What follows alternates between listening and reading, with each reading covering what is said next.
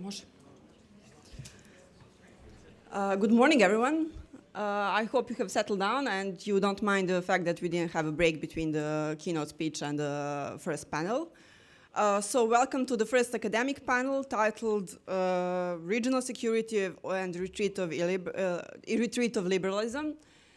So we are following up in a way on Professor Manner's talk on retreat of liberalism, and we'll also have further examples of how concept of ontological security can be applied. Now, retreat of liberalism is pretty much a commonplace, but what has been missing so far from academic and policy discussion is what are its implications for regional security. And today we are here to redress that. And to this end, we have three very exciting speakers.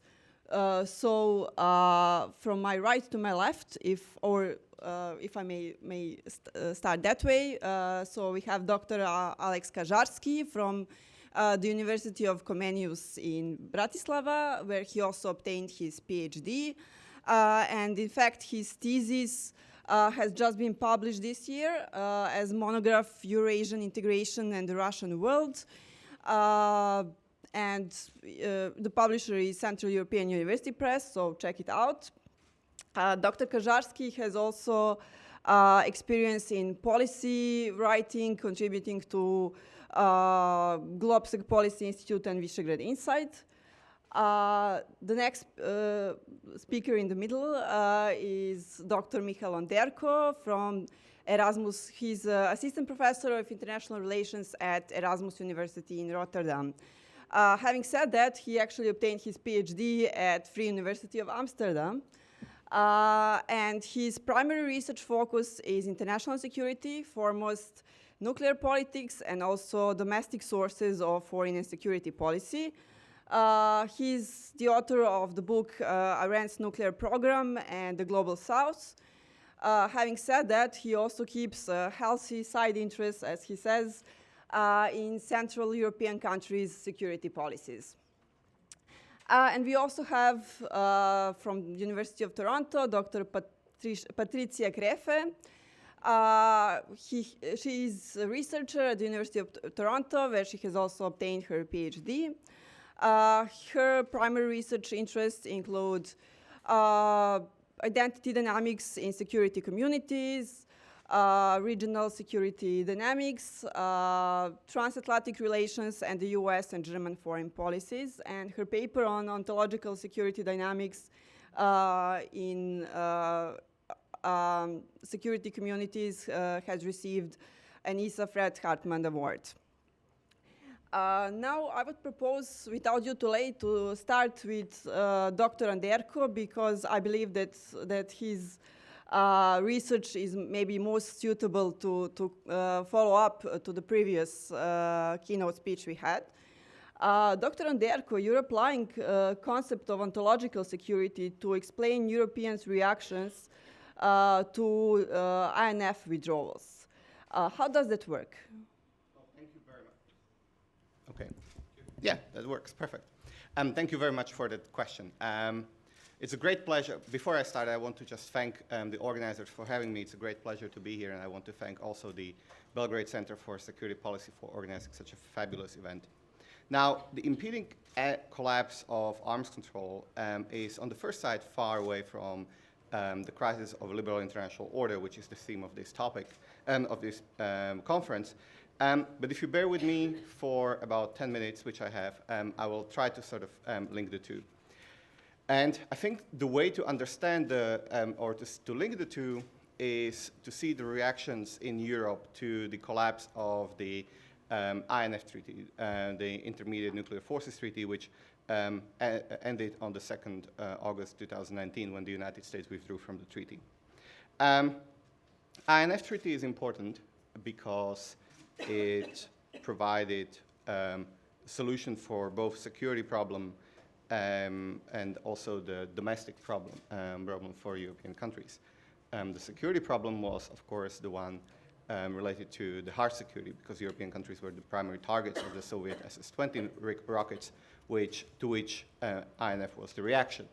But of course, there was also a domestic problem because while the European governments were really scared of the Soviet forces and demanded a reaction from the United States, the European publics were deeply opposed to it. And for many of you, or maybe for the younger generations, your parents might have been in the streets marching together with others against the nuclear scare.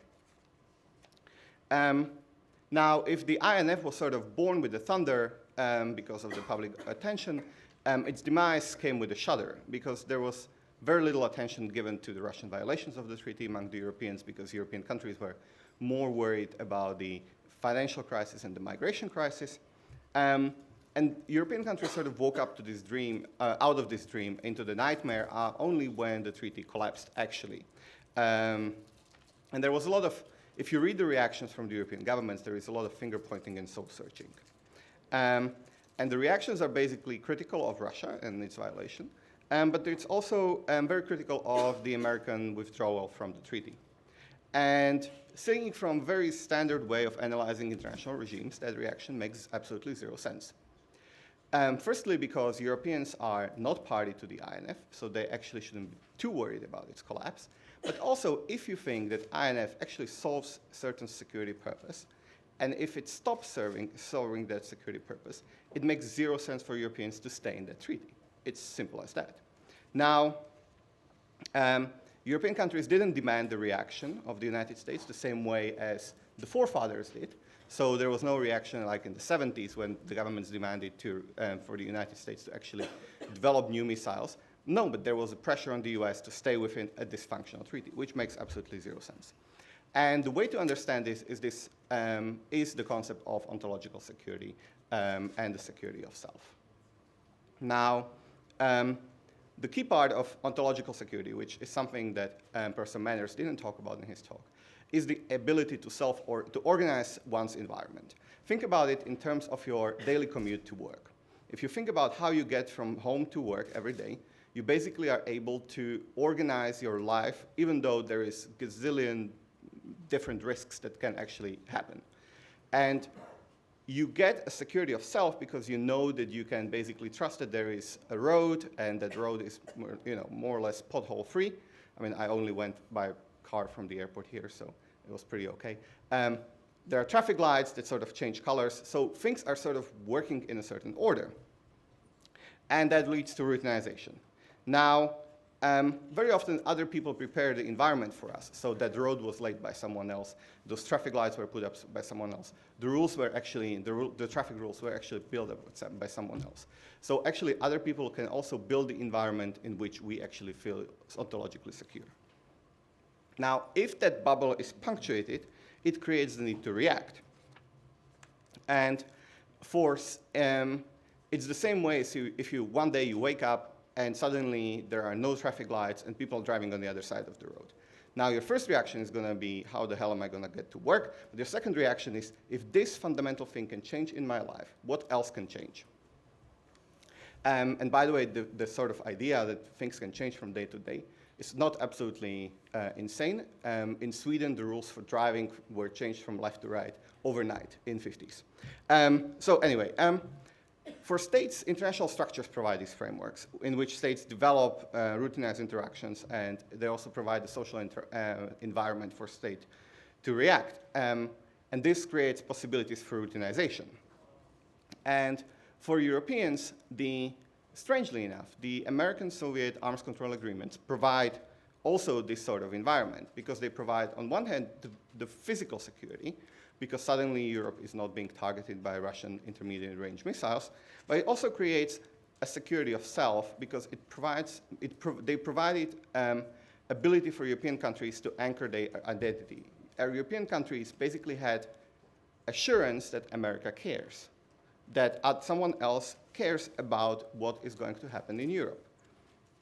Now, if there is interest in Q&A, I can sort of go into greater length in sort of discussing what other ways Americans did to assure Europeans that they care. But having these arms control agreements, which basically addressed Europeans' political and security concerns, were an important part of it. However, it was also a legal way of doing things. It was a way of using legal instruments of how things were done, which is something that Europeans love. EU really loves having treaties that solve fundamental European problems, because treaties create routines, routines create predictability. It takes out the excitement of life, but there is only so much excitement you can have in life. And it allowed the European countries to forget about these issues and focus on being the liberal normative power, not do big security, not worry about nuclear weapons. It allowed to actually focus on other smaller niche areas. And if you read some of the work on contemporary work in European security, you will find out Europeans like to think about themselves as reluctant participants in international security, someone who doesn't really want, but they actually have to be because that's what the world demands. Now, the collapse of INF is the punctuation of that bubble, because it puts away the view that international order is somehow rule-based. And the reaction, as I said, makes no sense, because we may understand why Russians felt that the treaty didn't serve their purposes, and therefore demand that they return to compliance makes no sense. And it's also, if we see the Russian non-compliance as something that is detrimental for European security, then insisting on the Americans to stay in is also something that makes no sense. But the fact that the US withdrew from the treaty despite the protestation of the Europeans shows to European countries that Mr. Trump doesn't really care. And that's the real threat to European ontological security. And so what we see is that the Europeans sort of try to make sense of it. And in most European governments, we see rallying around the flag of NATO. And basically every European government has issued a statement in which it said that it supports the NATO unity in reaction to INF, which is also a reaction that makes no sense, because if you think that Americans don't care, then rallying around America-dominated alliance is not the most rational reaction. But the Europeans do it because providing a real answer is something that is impossible. It would require too many changes, too many resources, changing the ways how our societies are being organized. And so we pretend to believe that Mr. Trump cares, and if the push comes to the shove, he would push the red button. Now, the soul searching in Europe is going to continue because the problems are going to mount up. And it's not a happy story, but it's a story of idealist in a hard realist world. Thank you very much for your attention. Thank you, Dr. Anderko. Dr. Kaczarski actually did you an injustice because I didn't say the full name of your book. So the second part is regionalism as an identitary enterprise. And I think this is important because in your most research you are dealing with concepts of liberal or sovereign democracies in Hungary and Russia. You compare them, but you're also exploring how they affect regional security dynamics. Could you elaborate more about that?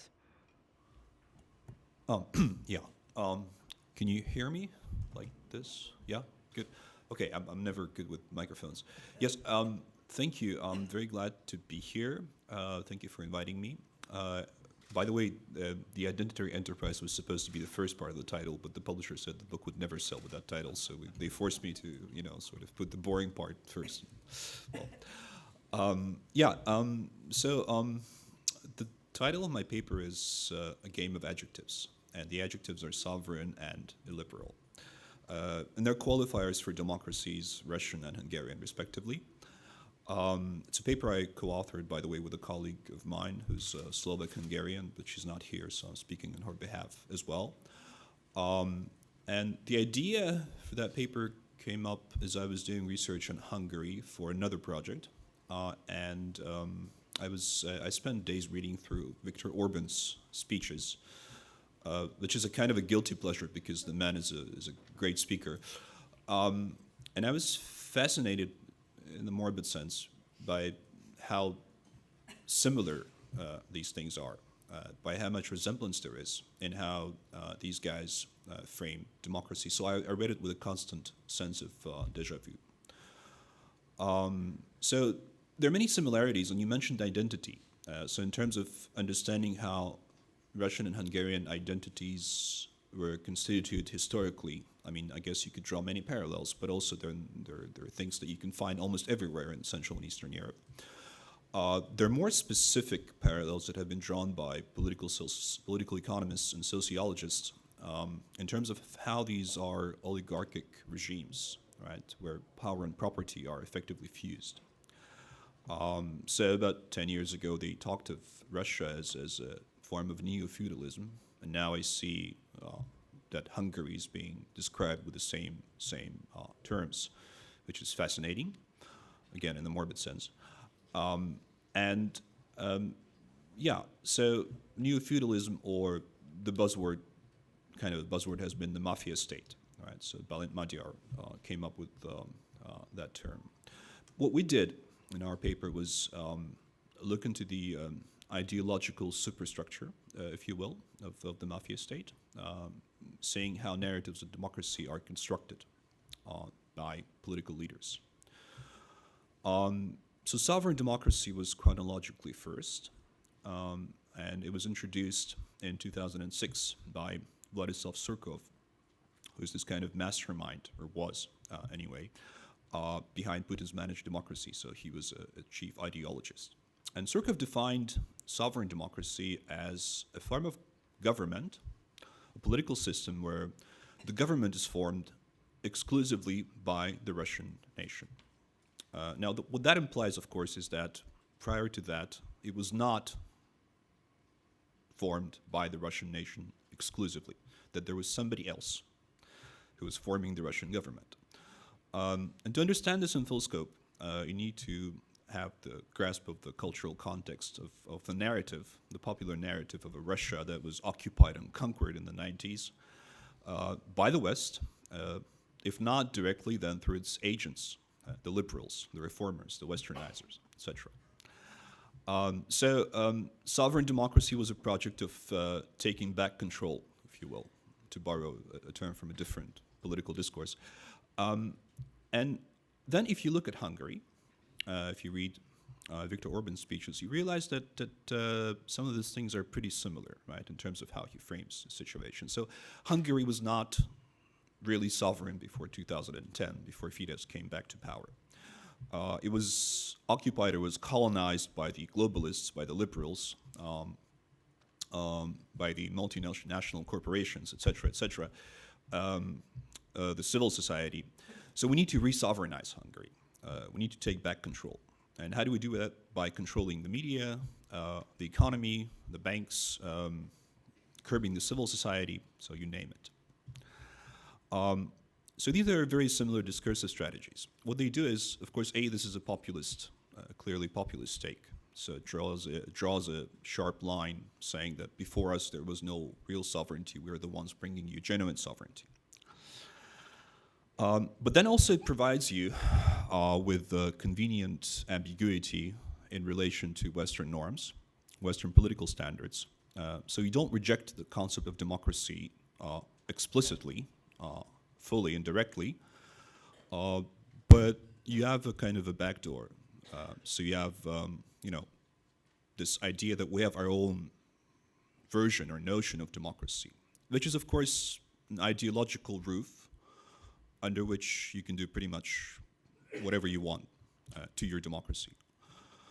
And why should any of this concern us? What are the implications for regional security, since this is a security forum? Well, here's a fun fact. For Russia, it took 8 years to get from one slogan to another, from our democracy is sovereign to Crimea is ours. I'm not here to be alarmist, so not here to produce the quick speech acts that Professor Manners was talking about. But even if we take the kind of irredentist scenario off the table, I think there's still reasons to be concerned. And a liberal democracy inside the EU is an example for the neighbors. And not only in terms of an ideological inspiration, but also as a test case. A test case of how much you can get away with, and thank you. I told you I was never good with these. So it's a test case of how much you can get away with. And the lesson from Hungary seems to be that you can get away with quite a lot. And secondly, we need to remember that this illiberal democracy is an ideological superstructure of what they call a mafia state, right? So an oligarchic regime. And it seems that of late, this mafia state has been stretching its tentacles into the region. So you have the Hungarian-Slovenian connection, you have the Hungarian-Macedonian connection, you have other connections.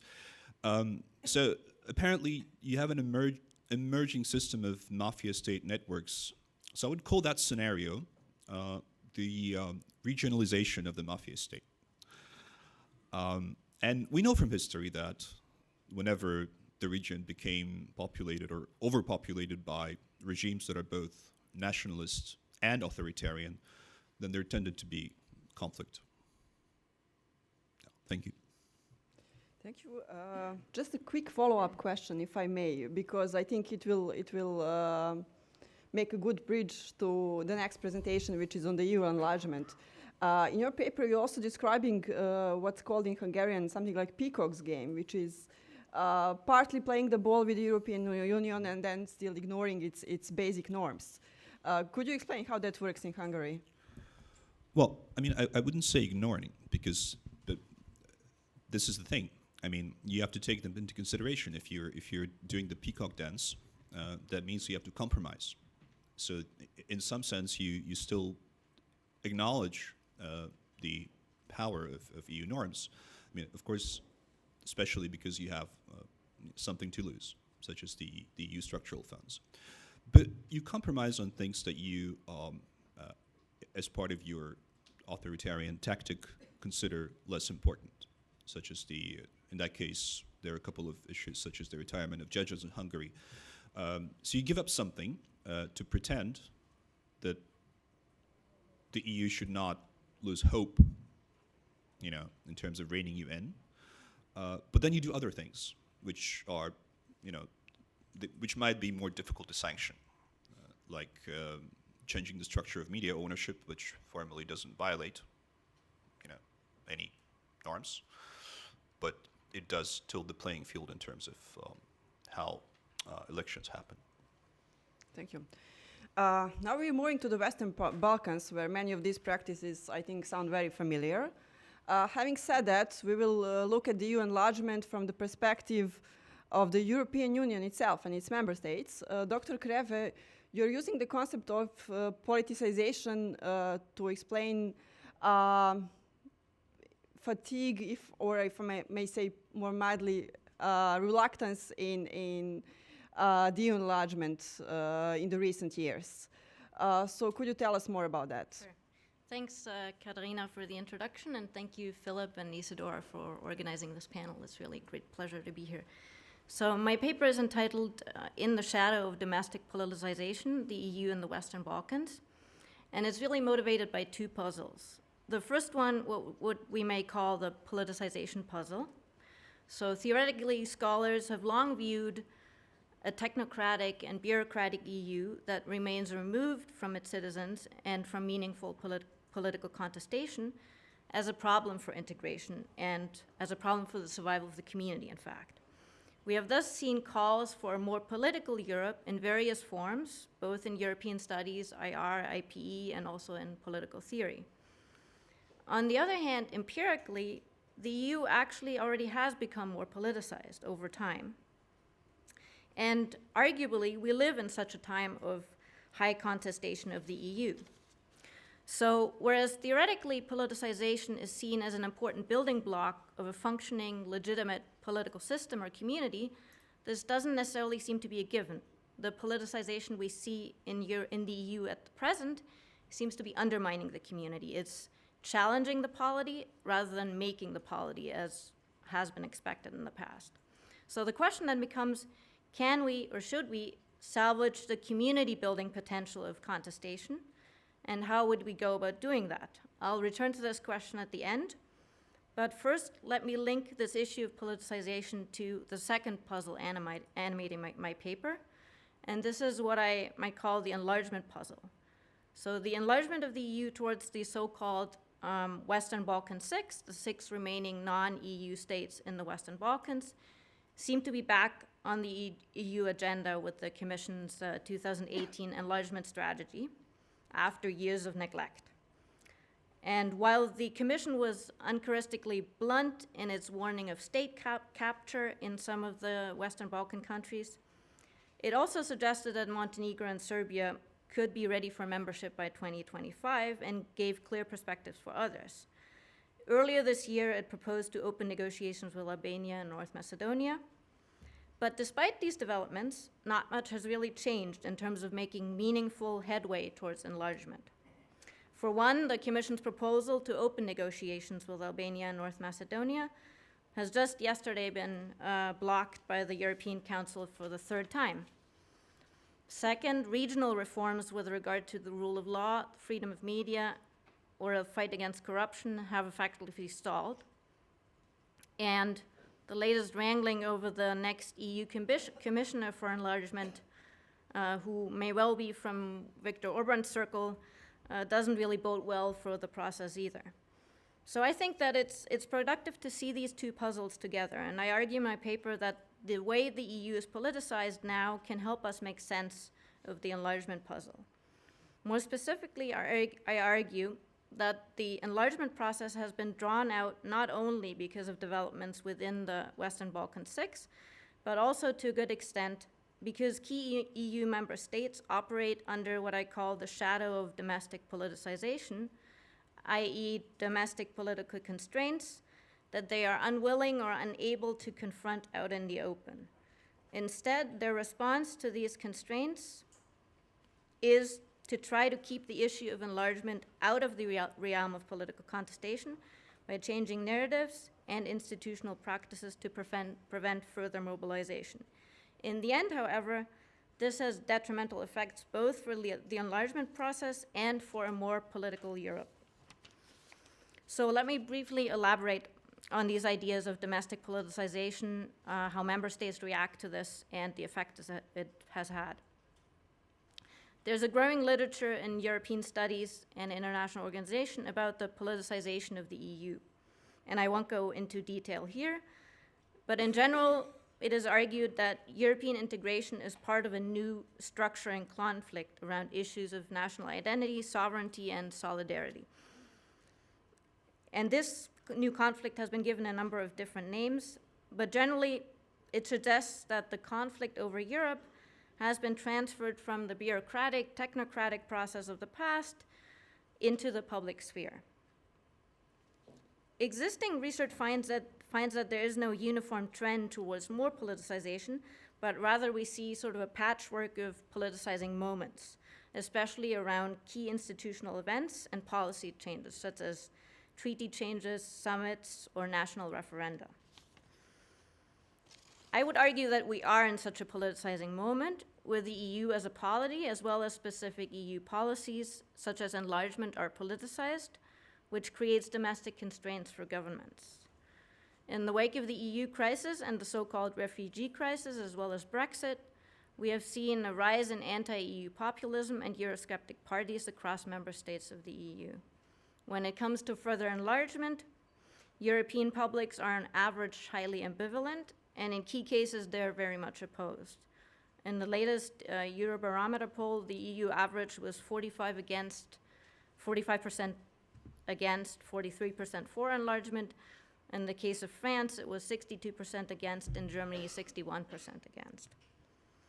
So in response to these domestic constraints, key EU leaders, for instance, in France and Germany, and also in other northern and western EU countries, have tried to keep the enlargement process out of domestic politics as best as they can.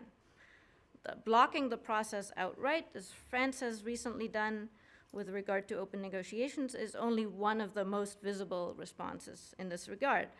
Other depoliticizing moves have been to change the narrative. This has been done on the French side with a move back to making the case for deepening the EU as opposed to widening it.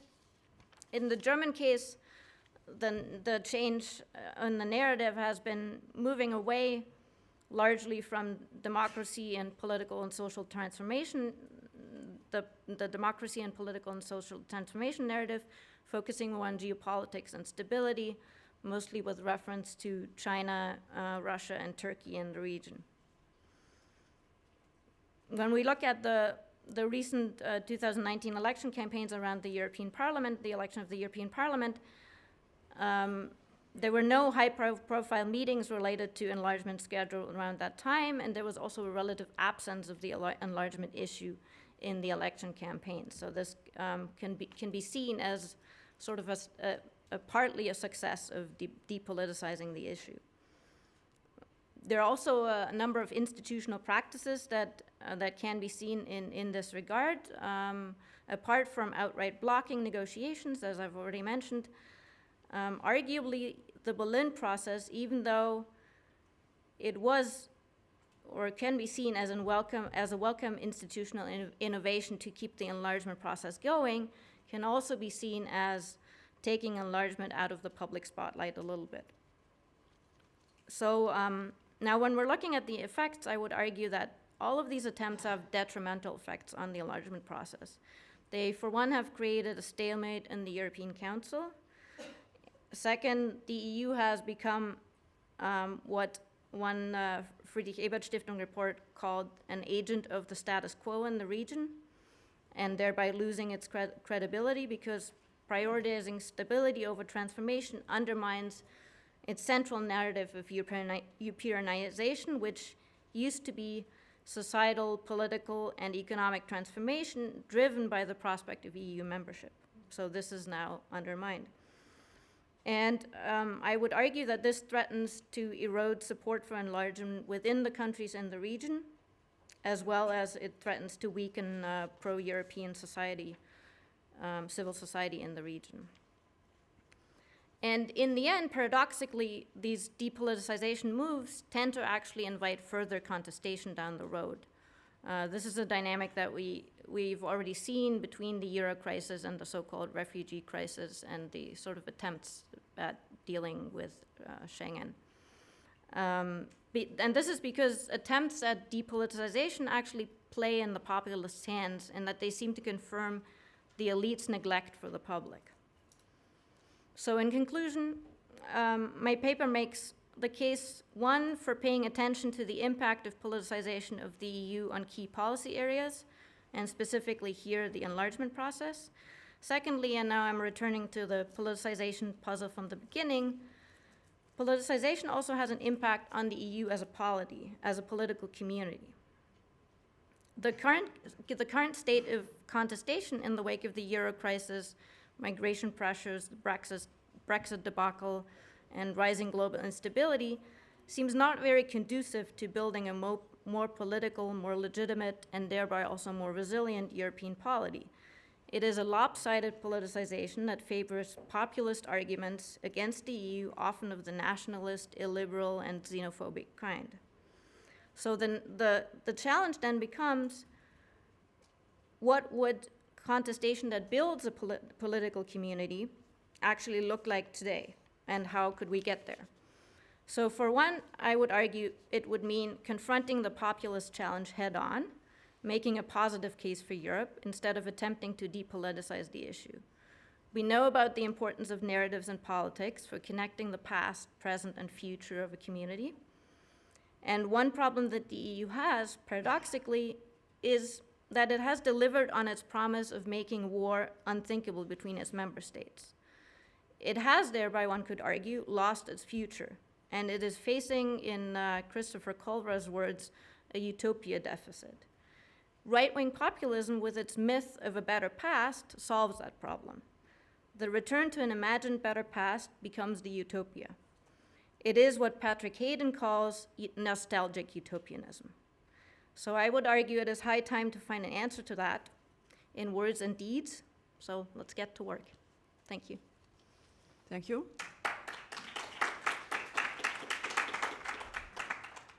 I appreciate that, considering this is a not only academic but also policy event. We have some concrete policy recommendations in the end.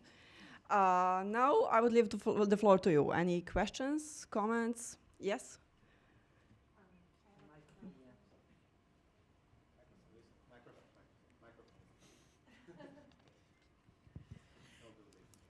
Thank you so much. Thank you for these wonderful presentations. My name is Milada Vahudova. I'm at the University of North Carolina at Chapel Hill. And I have a question for Patricia. So I certainly like, you mentioned the rise of the populist vote in the European parliamentary elections, but there's also the rise of the counter vote, right? We see a rise in support for parties that openly support liberal democracy, ethnic minority rights, that talk about climate change. There was a recent article in The Economist that cited the data that we collect in Chapel Hill, the Chapel Hill Expert Survey, showing kind of the counter against that rise of populist parties. So I think that's hopeful. So how do we square that with the hesitancy regarding enlargement? Because you might think that there would be more support for enlargement as parties that support liberal democracy also become stronger. And I think the answer to the question lies with Viktor Orban in part, and the fact that enlargement is now being it's pretty closely tied, unfortunately, to the idea that it will bring in more countries that are illiberal democracies, or I'm not sure I like that term anymore, competitive authoritarian regimes. I was in Prague recently at a conference where the question is, how can the Czech Republic help with democratization in the Western Balkans? And my answer to that was by safeguarding liberal democracy in the Czech Republic, which is severely under threat. So when we have Poland, Hungary, the Czech Republic, who used to be the forerunners of democratization and the success of the return to Europe faltering, it is hard to see how you could have a narrative of enlargement that was, you know, in the same kind of narrative. So I really feel that what the Western Balkans need to do is make it absolutely clear that they are not going to be part of this ignominious club. And so far, I don't think the governments of Serbia and its neighbors are doing that. Thank you. Great points. I agree with you on, let's say, 2 of your 3 points. So first of all, the counter rise. I'm still not sure. I mean, it's hard to say what is going on and what is going to happen, but in general, okay, I agree on that point. And my answer to that would be that in this case, in terms of politics, what matters not so much that objectively there might be a counter rise, but the domestic political constraints in certain member states are still seen more from the far right than them actually making an offensive case for the EU, sort of a proactive case for the EU. So I would say politics in lots of member states needs a bit of catching up to do once the counter movement becomes stronger. And my argument would be that the governmental level needs to be much more proactive there, and sort of making sure that EU citizens that are part of the counter-rise actually feel reflected and feel represented by their own government. Because right now I see more of a drive towards still, being cautious because the populists might still steal our votes, right, on the far right. The second point, with regard to Poland, Hungary, and the Czech Republic, I totally agree. That's definitely something that plays into this as well. The only thing that I would say, again, when you're then calling for a particular reaction from the Western Balkans, I'd say yes, but I can also see where this is hard to do in a situation where the EU's responses basically uphold the status quo, right? So these things kind of reinforce each other, unfortunately. So I guess, pressure could come from both sides, but I still see the EU more in a position to actually change things for the better there than the Western Balkans themselves. I see them more constrained, but okay. Thank you. Any further questions? Yeah, I see. Okay, let's do it like that. The first hand I saw was Mr. Ebel. Thank you very much. Brian Abel from the Canadian Embassy. My question is for Professor Kaczarski about the situation of Hungary. Can we, looking at the case of Fidesz, can we assume then, or can we claim then, that the EU project is a failure if it's not values that are holding the Union together, but the cash box of EU structural funds? Yep. Okay, I think we have time to do question answer. So. Okay. Thank you for this question. I love answering it. My answer will be very short. No, because I think that if the EU were not there, things would look much, much worse.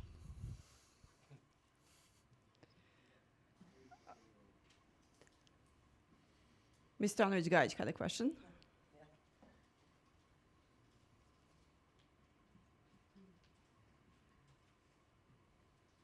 Thank you. I'll bring policy back into debate. There is this new proposal by the last commission to introduce following of rule of law and democracy, monitoring of rule of law and democracy among the member states, and also possibly stopping structural funds for those that break the rules. And I'm keen, it's a question for both Ms. Green and for other two speakers. Do you think that democracy, the quality of democracy and rule of law within the EU should be politicized, and in which way to contribute to community building? Or it's going to be, again, a technical issue, you know, who breaches the rules of administrating well the public procurement of the EU funds. And I'm just curious for Mr. Kaczarski, do you think that EU can actually help Hungary improve its democracy? I mean, you said it would be worse, but could it help with the introduction of these new measures? Dr. Kaczarski? Thanks. Yeah, I guess I didn't do proper justice to the previous question. I think that things would be much, much worse in the sense that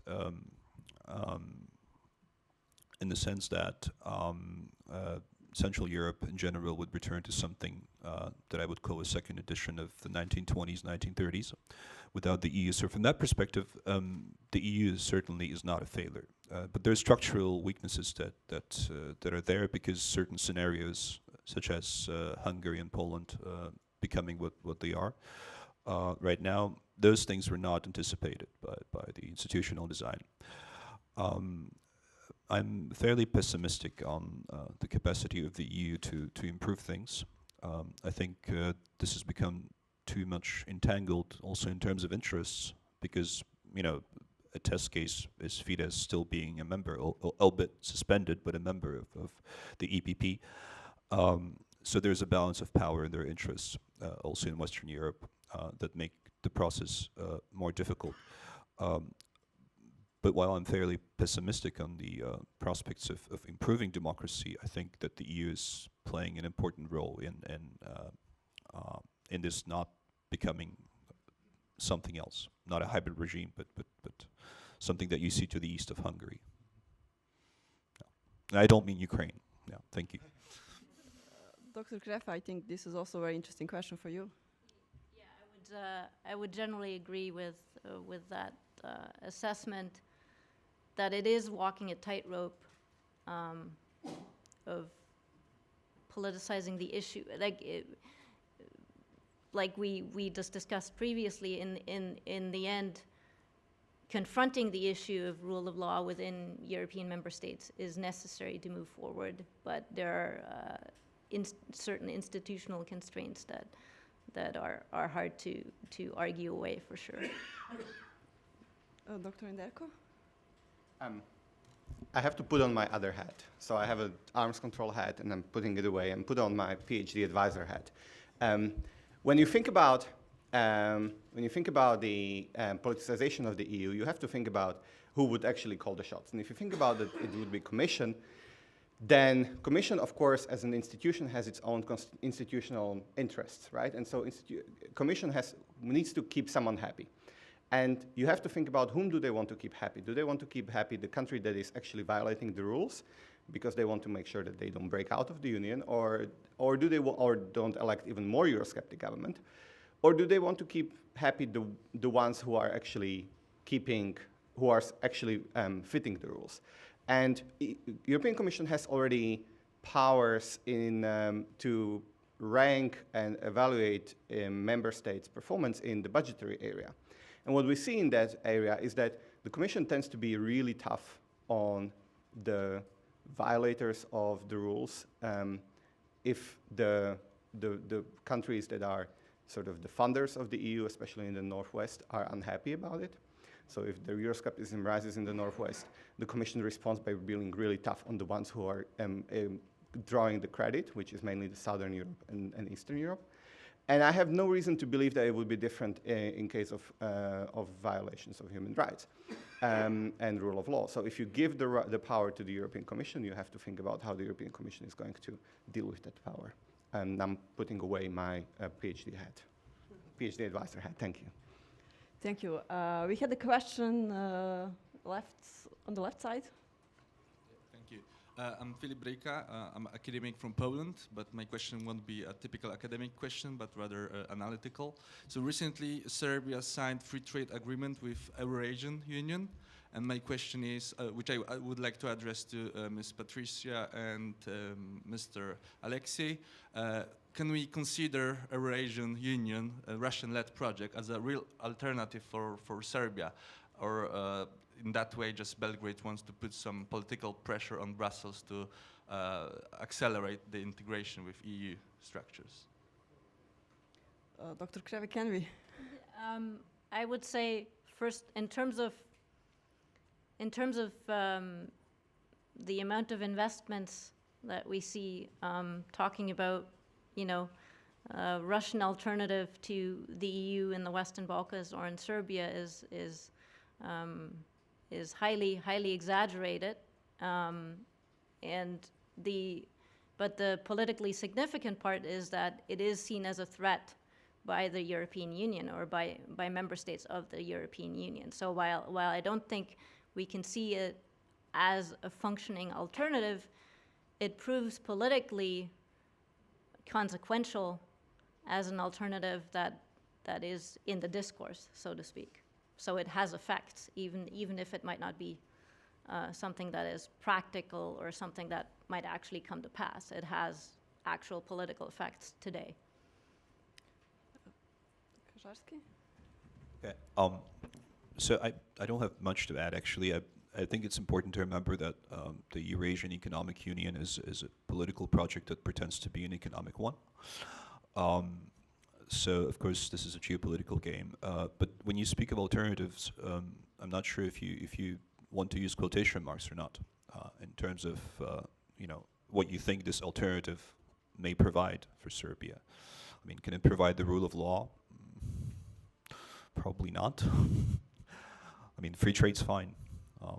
It doesn't come into conflict with European integration up until a certain point. I'm not an economist, but I know that free trade areas can overlap. Well, customs unions can't. Thanks. Thanks. I will just abuse my position to pitch in a question for Dr. Anderko here. Since we have already mentioned Russia, the R word. So in your research, you're focusing on the perspective of the European Union. But in a way, you're also implying that Russia is a threat to Europeans. To which extent is that so, and to which extent is it also a perception of the European Union countries? Thank you very much. I promise this was not a question that was pre-agreed before, but it allows me to pitch in a paper that I published a week ago that came out in a journal called Contemporary Security Policy. It's open access, so you can go all online and read it. No subscription required. In that paper, I basically map everything that European political parties have said about Russia since the end of the Cold War, which is basically since 1990. And one of the things that you can see is that the European political parties, up until the invasion of Crimea, have not seen Russia as a threat. There is a variation, but basically, European parties were ignoring Russia, there was a mix, somewhere slightly more positive, somewhere slightly more negative, but there was no trend. After the invasion of Crimea, basically everyone except for the really, the usual suspects, so the UKIP and Alternative for Germany, Indomitable France, and others, do tend to see Russia very positively, and everybody else sees Russia as a threat. And I think that's something that tells you quite a bit about how Europeans saw Russia. Europeans saw Russia for a long time as a sort of a partner, and not necessarily as a threat. And that changed because of something that is of Russia's own making. And it might have something to do, as Dr. Kaczarski argued, with Russia's unhappiness with the status it was given and with the narrative of Russia as a country being dominated. So I'm not going to go into the roots of Russian conduct, but I want to say that there is no deep-seated hostility among the European countries, at least if you look at what the European parties have written in their manifestos about Russia. Thank you. I saw previously there was a question from Mr. Tabak, right?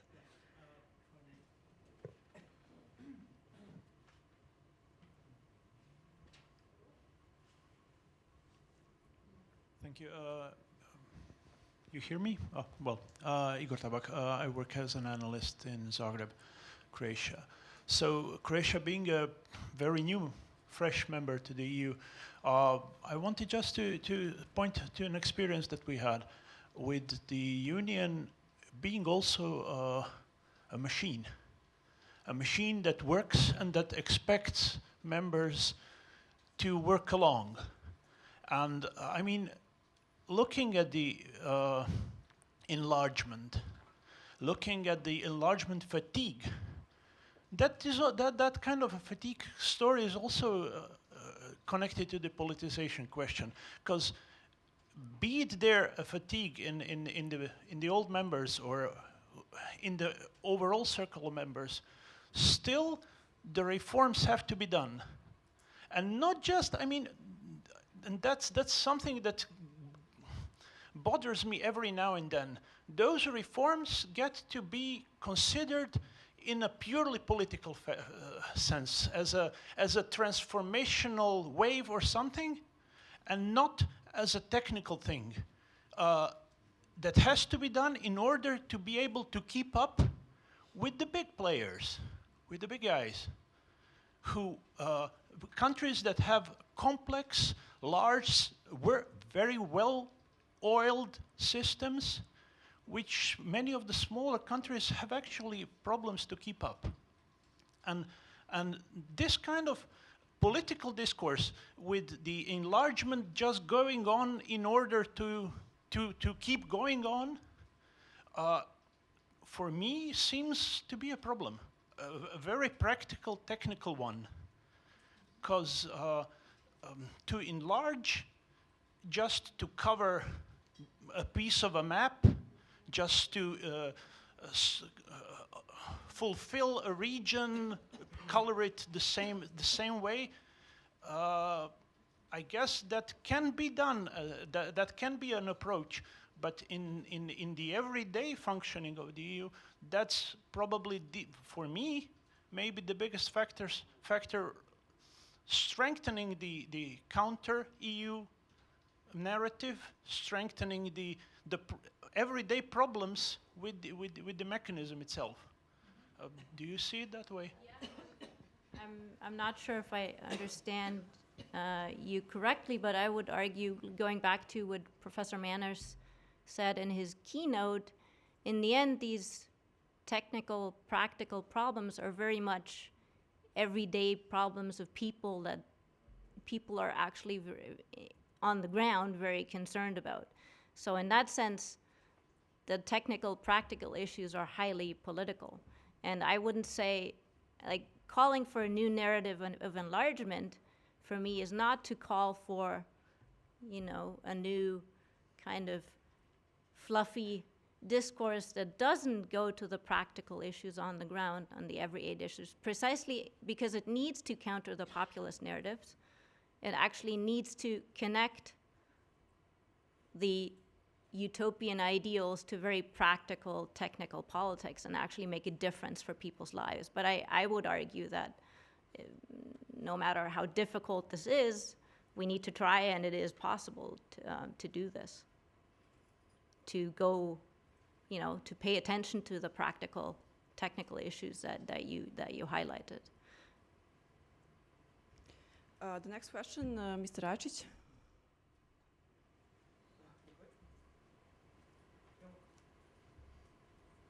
Hello. The question is for Lady and for Mr. in the middle, Michael. If Russia is problem or threat, what about China and Turkey?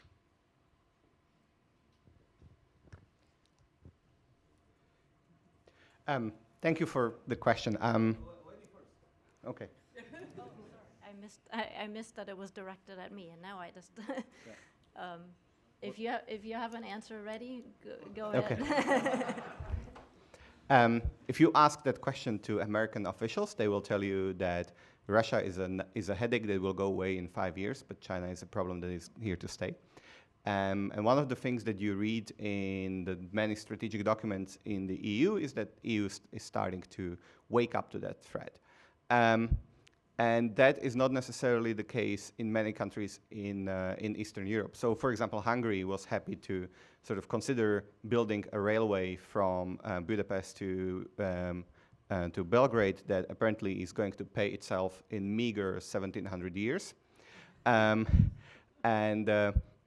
Other European countries are sort of, while they are very, very, very concerned about the strategic effects of the trade relations with Russia, they're much less concerned about strategic effects of trade relations with China. And especially the Belt and Road Initiative and the attempts to sort of take control of some of the ports in Europe have led to Europeans to wake up. And I think it's a part of the same wake-up process that we see now in the US. And it's probably going to be economically painful at some point, because you can't have a strategic competition with someone and still maintain a very deep economic relationship. You have to choose which way you want to go. Just to briefly add, again, what I said on the Russian issue, I think economically, in the sense the EU is still better placed in the region, even despite the big, highest sort of politically very sort of symbolic investment projects. And again, it is more of a political threat that is seen as urgent by the EU. Mainly, I suppose this is also a sense of, of this age of we are in crisis, maybe liberalism is in retreat, these things sort of feed off of one another. But I'd suspect that specifically with the end of the rise of populist parties and the rise of the counter movement, we'd see a bit more confidence on the EU side. Again, that takes us away from this rather crude sort of geopolitical narrative, which I don't think is very helpful. China? I would include China there. Okay, since we are running out of time slowly, I would propose to take one more quick round of questions and then go back to our speakers for final answers and final remarks. Yes, over there.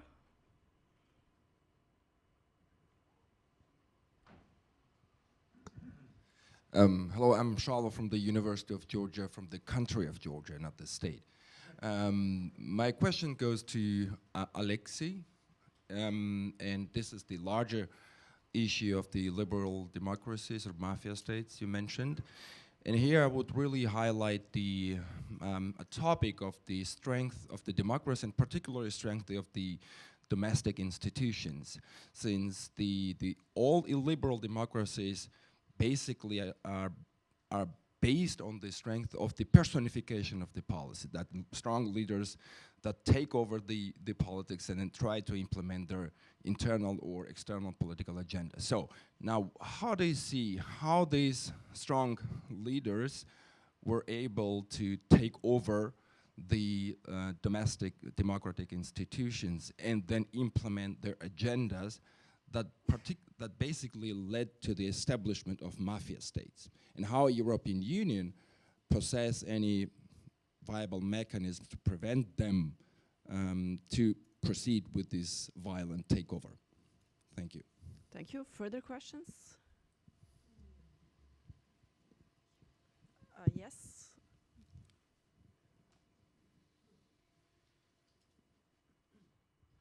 Actually, this is just a follow-up on the last two questions for Alexei. Looking into your crystal ball, what do you think Orban could actually, do you think he might miscalculate and go so far as to actually anger the EPP and the EU enough to see some real sanctions against him? Not classical sanctions, but potentially suspension of regional funds, expulsion from the EPP. And one thing that comes to mind for the question about China and other foreign powers is the way that Hungary has increasingly been scuttling the ability of the European Union to respond. For example, trying to block security screening of foreign investment from China, blocking a concerted response to the United States moving the embassy in Israel. So Hungary is starting to bring together a group of countries in the EU that are undermining EU foreign policy towards Russia, towards China, and others. Is that something that could eventually go so far as to get real response? Yes, I think Mr. Bilancic had a question. Vladimir Vilandic from OSCE Mission. Also question addressed to Mr. Kazarski. Maybe I didn't hear well your point, but I'm really intrigued. In this context of connections between the liberal governments, you mentioned Hungarian-Macedonian connection, probably referring to the earlier government, and also, if I heard well, Hungarian-Slovenian, which I hardly believe that I heard. I mean, hard to believe in such a connection, I must say. Okay, before we take further questions, Mr. Kaczarski, you're sought after, so before you forget all the questions. Yeah, that could be a danger. Starting with the colleague from Georgia, the country, I think you finished your question with the word violent takeover, but the thing is that the takeover wasn't violent. It was a very clever, smooth, peaceful takeover, but there are many factors at work, and I'm going to say very trivial things right now, which people say all the time about what drives the rise of populism or liberalism. So the disappointment with the previous political elite, perhaps also with transition, which wasn't particularly easy for Hungary. Sorry, is it working? Yeah. So the Hungarian the tapes that were leaked of the Hungarian Socialist Party saying that we had to lie and lie and lie, or whatever it was. I mean, it was, in a way, it was a very low-hanging fruit. But of course, you also need to have someone to pick it in the right time. I mean, Viktor Orban seems to be just the man for that, because he's clever, he's smart, he's talented, and he seems to be utterly cynical. So that's the ideal combination for, plus the charisma. Now, the other question was about, I forgot, the connection. Sorry. What could the EPP? I apologize. What could the EPP? What needs to be done to anger the EPP? I mean, this is one of those events that could not be predicted, because I think that Viktor Orban knows very well what not to do in order not to anger the EPP utterly, so that it would go all out. But some of these things you just can't predict. But I would add one thing, saying that I've seen this before. I've seen how authoritarians in Eastern Europe are very good at manipulating European institutions, because they're so complex and slow, and in a sense they're an invitation to manipulate them. And I think that he's quite good at that. He might make a mistake at some point, but I would say, looking at him, that is not very likely. So the answer might be never. And about the Hungarian-Slovenian and Hungarian-Macedonian connections, I mean, this is not a question of belief. It's a question of facts, right? So somebody's prime minister taking refuge in Hungary, and Hungarian oligarchs, which are close to the government, are purchasing media assets in Slovenia, in Macedonia, and other countries. It's in the news, so it's not a question of belief. It's a question of fact. Thanks. Thank you. We have time for 2 more quick questions or 1 long one. So speaking of solidarity.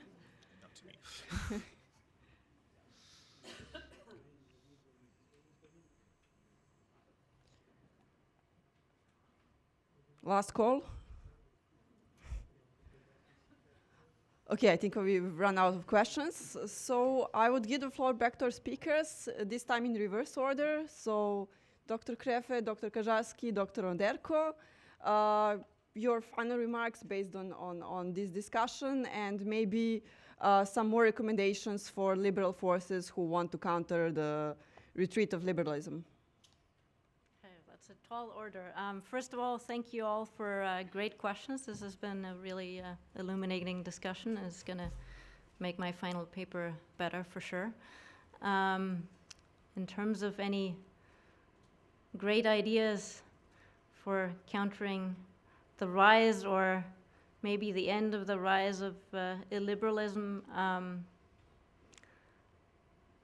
well, really embrace politics, I would say, and really pay attention to, as we've heard this morning in the keynote, to key issues on the ground, and don't be afraid to talk about them politically. I think there has been sort of too much sort of hesitancy to be very upfront about the issues, and this has backfired enormously in the last few years, and I think it's time to reverse that trend.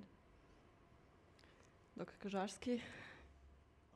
Yeah, well, I just, one more thing about the issue of belief in fact. I can forward you the paper, and there are references there to credible news stories about these advances.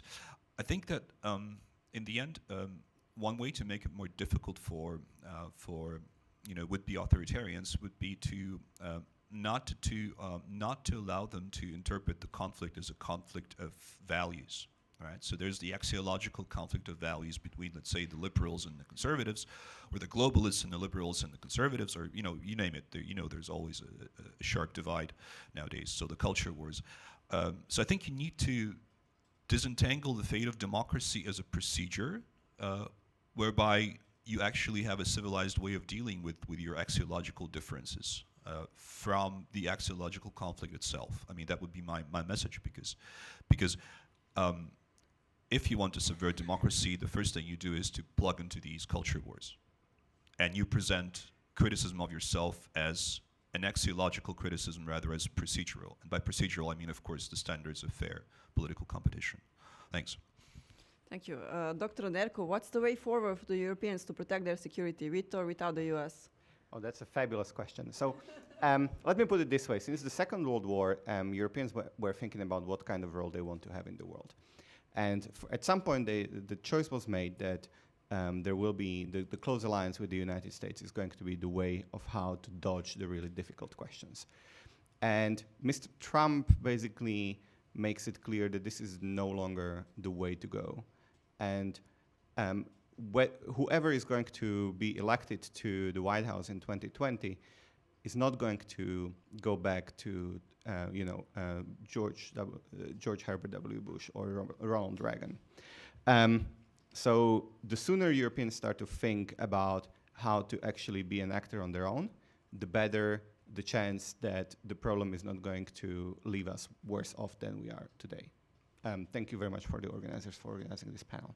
Thank you. I would like to thank the organizers, to thank all the speakers. Before I invite you to thank all of you for your questions, and before I invite you to join me in the round of applause for our speakers, I would like to invite you to stay for the next panel. It's also about retreat of liberalism and regional security, but this time with a stronger focus on the Western Balkans. And I know you like it because you've already had plenty of questions referring to this region. So please, applause.